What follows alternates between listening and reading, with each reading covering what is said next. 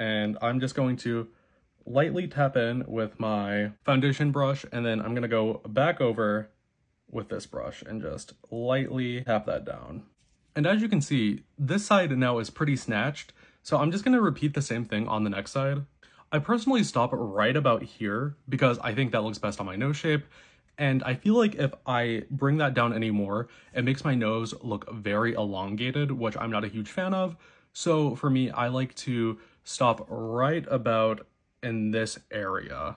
Now I'm going to take that same contour shade again, and I'm going to go underneath the nostrils right here, just lightly painting them.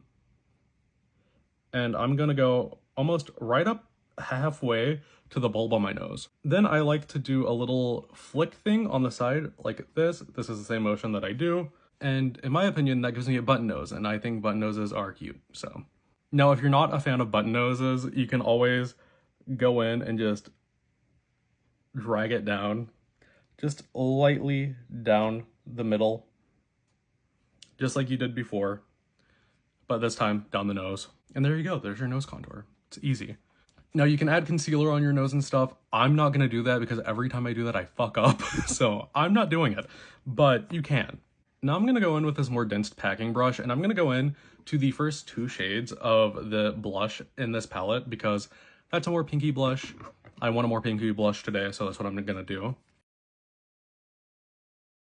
I'm actually going in with the other two shades as well, and I'm just gonna lightly tap those over as well.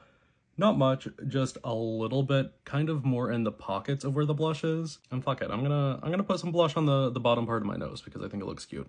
Now, if you think that you've went a little bit too far with your blush, I actually like the way my blush looks right now, but I'm just gonna do this for showing purposes. You can go back in with your foundation brush and just lightly tap around the edges, or just on it if you are like, if you really went overboard, and it will diffuse those edges because there's still foundation in your brush, you know? So it's gonna diffuse those edges and make them less intense. The skin is looking really fucking good, and like the under eyes, they're creasing a little bit, but all under eyes will crease. I mean, that happens. The skin is looking great. Like, honestly, this looks amazing. Like, I don't know, I'm shocked. It looks good. I'm gonna go in with an oldie but a goodie, the Maybelline Fit Me powder.